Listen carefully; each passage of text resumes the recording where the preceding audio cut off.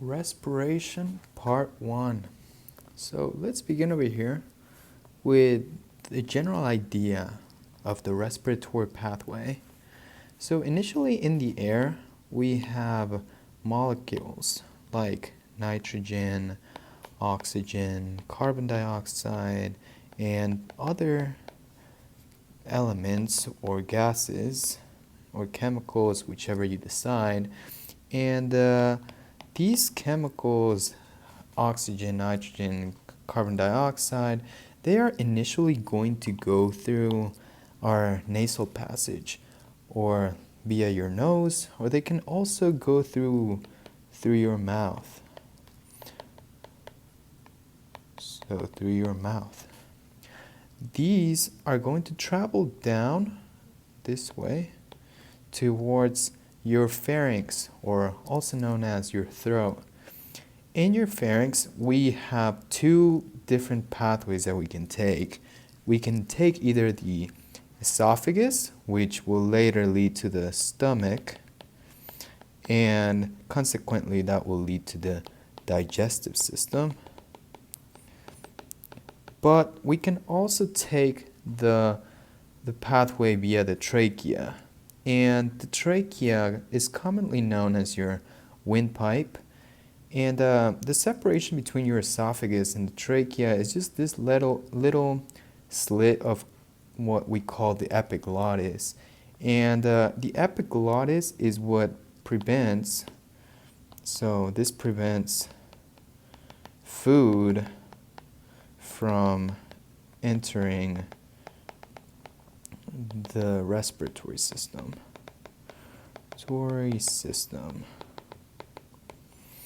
Now that we're in the trachea, there is one area within the trachea, and I mentioned over here to the right, called the larynx.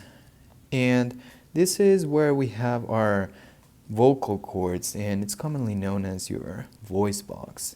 And the main idea here with the larynx is that it's what helps us sing, speak, and basically do all of the communication and noises that we can do with our mouth. Now that we talked about the larynx, and remember we're still part of the trachea over here, the trachea will later on and will continue on later and split into what we have as bronchi. And I'm going to do a little bit drawing over here. So we have our trachea, as you see right here. And then we're going to have a left bronchi and a right bronchi. And they will continue on like that.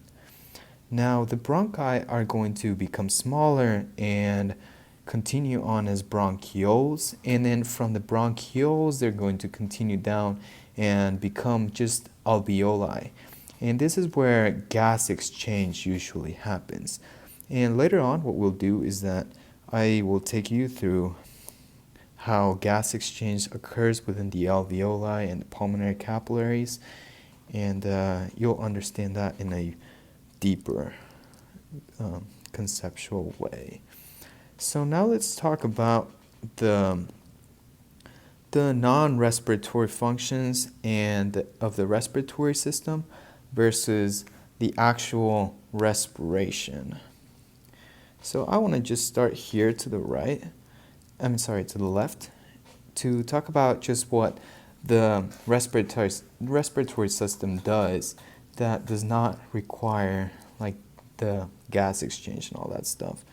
So here we have the main ideas is that the respiratory system humidifies and warms the air before it reaches the lungs. And the big purpose here is that it prevents the alveoli from drying out. Additionally, it's going to enhance venous return. It will keep your acid-base balance. It will prevent foreign invaders, as the one I drew over here, from entering, and it removes, modifies, or activates or inactivates passing chemicals through the pulmonary circulation. One example that we have here are prostaglandins, which are going to be inactivated, while angiotensin II is going to be activated. And additionally, we have the nose, and within the nose we have some neurons that sense odor, as I drew here. So now let's talk about a little bit just regarding the external respiration. And my drawing over here, I don't know what I did, but it gives you a pretty good basis of how things work. So we have the air on the outside. So this is the air or the atmosphere. And within the atmosphere, as we mentioned before, we have oxygen mainly. That's going to be the main player that we're going to use. Oxygen and carbon dioxide that we have right here on our right. And then oxygen, carbon dioxide. So oxygen will come in towards your lungs. Carbon dioxide usually comes out of your lungs. And the whole idea is that we breathe it in and out. So we breathe it and we use for ventilation. We have the diffusion of O2 and carbon dioxide across the pulmonary capillaries. And later on in a different video, we'll talk about how we have the pressure gradients and how those pressure gradients relate to the actual process of diffusion. We also have carbon dioxide and O2 or oxygen transport via blood to the tissues, and we'll see how hemoglobin works into aiding in the transport of oxygen and sometimes carbon dioxide, and how it diffuses across the systemic capillaries. All right. So now that we have a pretty general understanding of the respiratory system, let's go ahead and talk about the different areas of the lungs. So here I am going to attempt to show you the different areas of it. So here in our black, as I am going to show, hold on, let me go ahead and change colors. We have the thoracic wall. And the thoracic wall is going to be basically the outermost thing that you can have within your thoracic cavity. And if you're curious, the thoracic cavity is basically this big drawing I drew over here that I will put in a rectangle. There we go. Now, the thorax is made up by 12 pairs of ribs. And within the thorax, just barely touching it. So if we were to open up the thorax and see just what's lining it, we would see the parietal pleura. And this is the pleural sac that separates the lungs from the thoracic wall. Just underneath the parietal pleura, so I have it color-coded, we have the pleural cavity. And this part is going to have the intrapleural fluid. And this is what helps lubricate the surface.